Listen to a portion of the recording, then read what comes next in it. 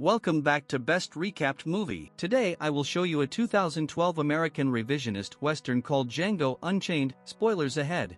The film begins with enslaved people walking in Texas, captured by two brothers, Ace and Dickie. The film's story is related to 2 years before the World War and a character named Django.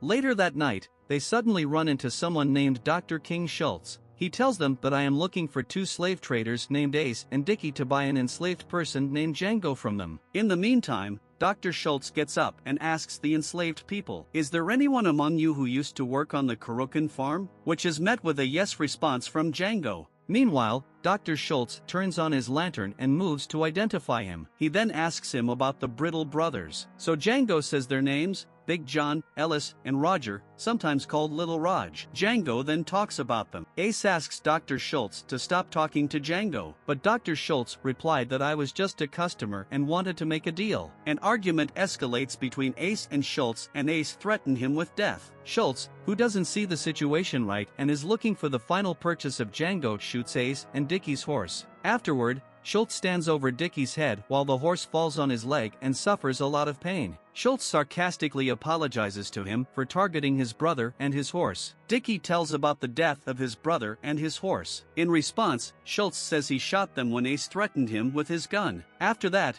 Schultz goes to John Gow to continue his talk about the Brittle brothers. And again, after that, he repeats whether he knows the Brittle brothers. Django replies yes, so Schultz buys Dickie Django by paying him $125. After Django decides to take Ace's suit at Schultz's suggestion, Schultz's and Django's friendship begins. Yes, the story of Schultz and Django began while the people of Texas stared at Django in amazement, because they had never seen a black person on a horse before. They stop at the first bar they reach in Texas. The bar owner does not serve them because Django is a black man who enters the bar and decides to inform the sheriff. After the sheriff talks about the threat to the city residents by them, Schultz suddenly shoots at the sheriff. After the sheriff is killed, the sheriff's chief appears at the scene. After that, Schultz and Django then give up and leave the bar with their hands over their heads. But Schultz has a paper that shows the sheriff was a criminal, and the government had put a bounty on him, dead or alive. Here, Django realized that Schultz was a bounty hunter and needed his identification to kill the Brittle brothers. Schultz promises Django $75 for his help and also promises to free him from slavery. After that, they decide to go to Gatlinburg, because according to Schultz's information, the Brittle brothers oversee the farms there. On the way to Gatlinburg, Schultz discovers that Django is married. Schultz asks him about his wife's name. Brunhilde von Schaft is the name of Django's wife. A German woman raised him, so he was fluent in German. Django and his wife Brunhilde were sold separately by a slave trader for running away. In the continuation of the story, Schultz asks Django to play the role of valet. It also asks Django to choose his favorite outfit. Schultz and Django head to Bennett's farm because they think they might find the Brittle brothers there. Big Daddy is upset to see Django riding a horse, but Schultz convinces him that Django is a free man. After Big Daddy and Schultz have a good time, Big Daddy asks his servant Bettina to show Django around the farm. Django takes this opportunity to pull Bettina aside to ask her about the Brittle brothers, but Bettina says she doesn't know the Brittle brothers. Django insists they may use other names. He reminds Bettina that they came here last summer. Bettina mentions the names of the Schieffer's brothers, and Django notices that they use other names. Django asks Benita to show him their location. In the meantime, Django finds out that John Brittle is punishing a black woman. Here, Django's sense of revenge takes over and quickly moves towards John Brittle. Django calls John Brittle and immediately shoots him in the heart. Then he hits his brother with a whip, and after picking up his gun from the ground, he kills him by shooting him in the head. Schultz reaches Django after hearing the gunshot. Django tells Schultz that he killed Big John and Lil Raj and shows Schultz that Ellis, the third brother, is on the run. Schultz also kills the third brother, Ellis. Big Daddy, the farm owner, is very upset about this and moves toward them, intending to kill them. Just like when he killed the sheriff, along with Django, he raised his hands and surrendered to Big Daddy. Schultz explained to Bennett that he was a bounty hunter, that the government agent and Django were his assistants, and that they would be punished by law if they killed him and Django. After seeing his sentence, Big Daddy said to Schultz, "Get out of my farm." But this is not the end of the story, and Big Daddy decides to kill the two of them and makes a plan for that night, not knowing that Schultz is a brilliant person. Schultz's intelligence not only saved them, but they could defeat Big Daddy and his men by blowing up the carriage. And finally, Django could drop Big Daddy to the ground with a great shot. Now, the story of the Brittle brothers was over, and they had to separate. Schultz knew that Django would go to Greenville alone to save his wife, Broomhilda. On the other hand, his conscience would not let him leave. He offered him a partnership and asked him to spend the whole winter, and after making good money, they would save Broomhilda with each other's help. Django also accepted his offer. After a cold and profitable winter, Django and Dr. Schultz came down from the mountains and headed for the Mississippi. After searching, they find out that Broomhilda is the servant of Calvin Candy. Calvin Candy owns the 4th cotton farm in Mississippi, in Candyland. Schultz tells Django that Broomhilda cannot be easily bought, but that they should reenact. Since Calvin Candy is interested in the slave struggle, Schultz decides to put himself in the role of a person interested in the slave struggle and Django in the role of the expert of this work, so that they can buy Broomhilda under the pretext of buying a slave fighter. Schultz and Django make a tempting offer of $12,000 to buy one of Calvin Candy's fighters, and this offer provides the basis for their trip to Candyland and, of course, reaching Broomhilda. Calvin Candy and the white people around him, like most white people, do not have a good view of the black Django, and for this reason, along the way to Candyland, there are conflicts between Django and Calvin Candy's entourage, but that tempting amount of $12,000 makes Calvin Candy prevent the behavior of those around him. Near Candyland,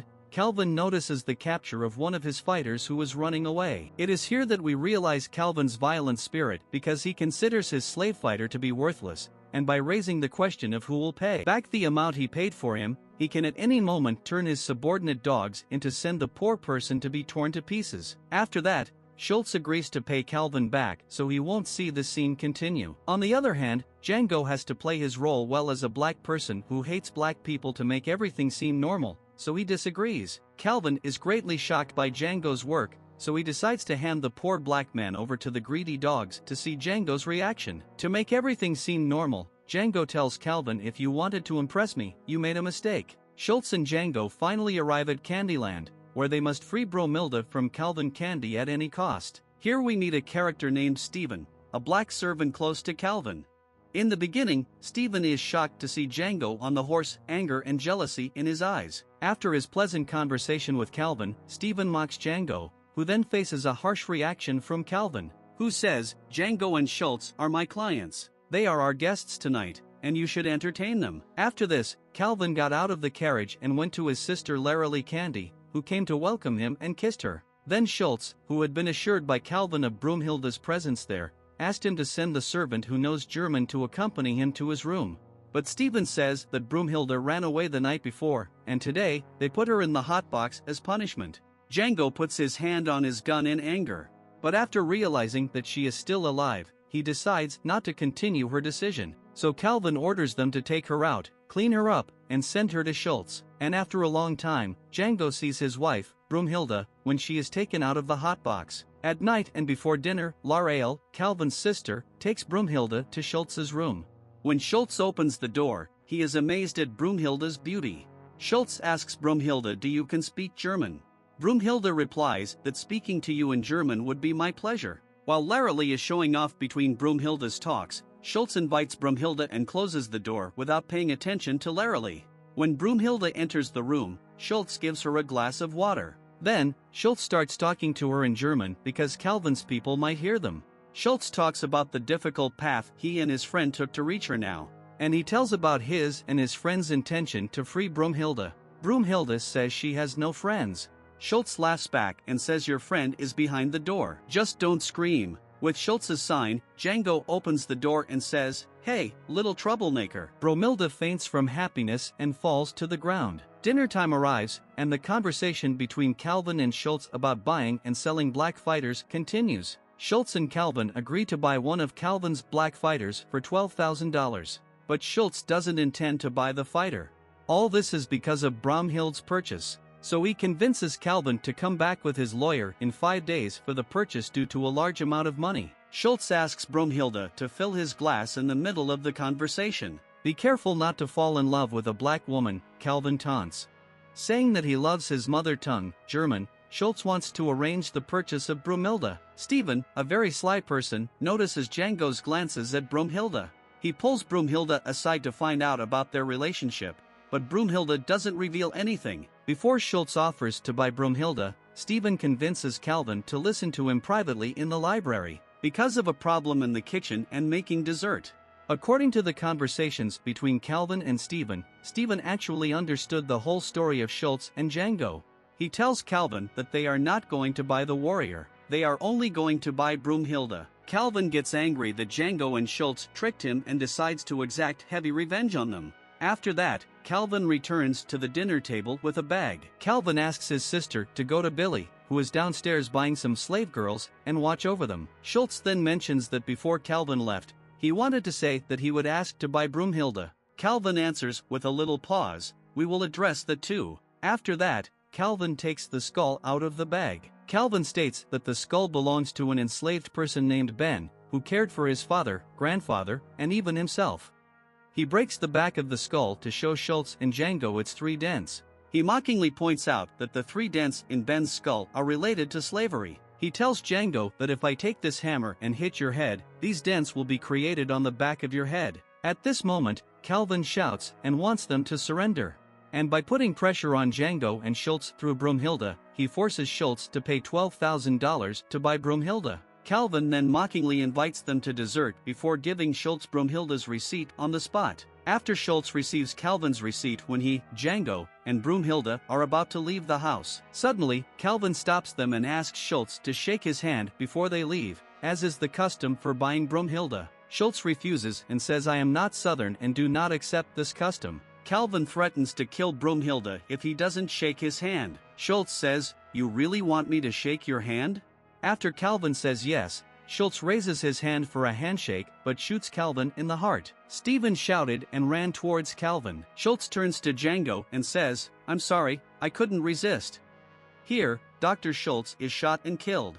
Django immediately takes the gun of the one who killed Schultz and kills him. Django kills most of Calvin's men, until all of Django's bullets run out. Suddenly, Steven loudly tells Django to end this situation because his wife, Broomhilda, is being held hostage by Billy. Django, who has no choice but to surrender, surrenders to them. Then they hang Django upside down with his face tied. And Broomhilda is locked in a room. Billy enters the room and kicks Django to wake him up. Billy is about to torture him to death with a hot knife when suddenly Steven enters. Steven tells Billy that they've given up for now and sends Billy to Lara Lee and tells Django that they have a lot of plans to kill him, but they plan to send him to LeQuint Dickey, who has a stone mine. There, as long as he is alive, he will break stones into pieces and suffer for the rest of his life. Django, who was partnering with Schultz in the bounty hunter business during the winter, when they killed a person named Smitty Bacall, Schultz told Django to keep the letter with him because it would bring him luck one day. With Smitty Bacall's letter in his pocket, Django tried to trick those who led him to LeQuint Dickey. Django talked about the details of his reward so that he convinced them and said that if they gave him a gun and a horse, he would also help them kill Smitty Bacall. Django manages to trick them, kills them as soon as he gets their guns, takes the dynamite, and returns to Candyland for revenge. On his way, he kills all the people associated with Calvin. He goes to Schultz's body before the Calvin family returns from his grave, takes his wife's release letter from Schultz's pocket, pats his head, and says goodbye. Then he finds his imprisoned wife and hugs and kisses her. And prepares himself for revenge before Calvin's family arrives. When they arrive home, Lara Lee asks Cora to make coffee, and Sheba accompanies her. Here Django starts talking, and while they are all shocked, he says you will go to Calvin sooner than you think. Django pulls out his gun and instantly kills Billy and his men like a professional sniper. He gives all the blacks in the house a chance to escape and asks them to break their relationship with the whites, but he tells Steven, who is leaving, to stay there. Django tells Cora to say goodbye to Lara Lee, and then Django kills Lara Lee with an arrow. After Sheba and Cora escape, only Steven is left. Steven says I counted your shots, and you shot 6. Django brought out his other gun and said that's why I brought another one with me. Now it's Django's turn to humiliate Steven. He shot Steven in the knee and said that in his 76 years in Candyland. Then he shoots Steven in the other knee, and he falls to the ground. As Steven falls to the ground and insults Django, he says that you can't destroy Candyland and that all the bounty hunters are after you. Ignoring him, Django takes his cigarette from his lips and lights the dynamite he has already set. Afterward, Django and Broomhilda watch the house explode outside. Django and Broomhilda continue their journey, and from then on, people call Django the fastest gunslinger in the South. Don't forget to like the video and subscribe to our channel.